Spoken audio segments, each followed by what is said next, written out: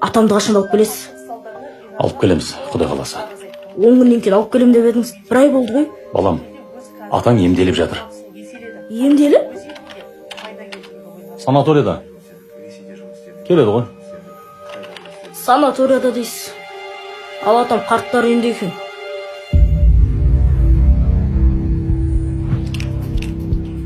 Оны саған кім айтты? Кеше мамам мен әпкемнің әңгімесінен естіп қалдым. Балам, сен ештеңеге алаңдама. Мен не істесем де сенің болашағың үшін істеп жатырмын. Оны менің болашағым үшін атамды алып келіңізші. Олжас, сен жас бала емессің ғой, түсінсейші енді. Қайтесің басыңды қатырып. Одан да сабағың жақсылап оқы. Үлкен азамат бол.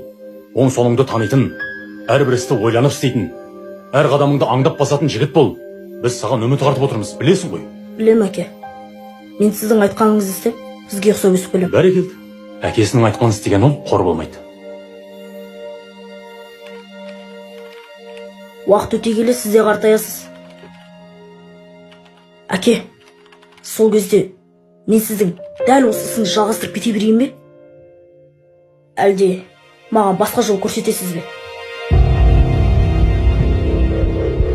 Сен әкеңе қалай сөйлейтін болғансың? Мен сіз жүрген жолмен жүріп келем. Сіз қазір не істесеңіз, мен де соны өскенде қайталайтын болам. Сондықтан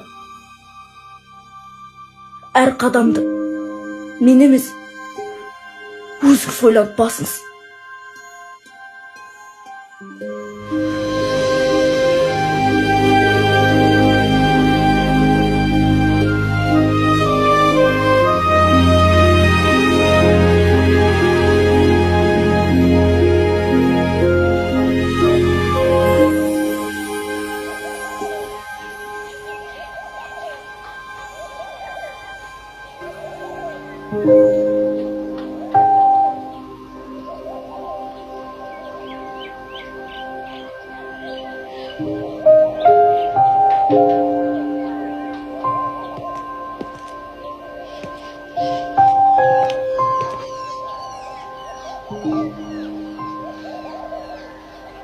Жағдайыңыз қалай, әке?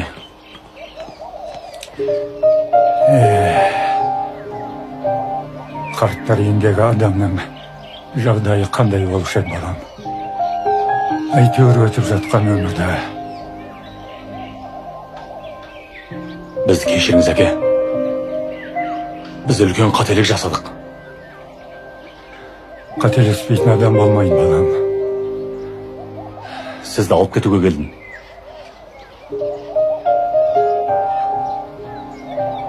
Мен сендердің келетіндеріңді біліп едім, балам. Қалайша? Өйткені мен ата-анамды ешқашан да тастаған емеспін.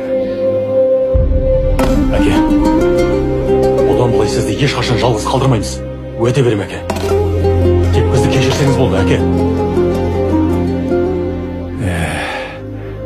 Өз балдарын кешірмейтін әке болушым еді.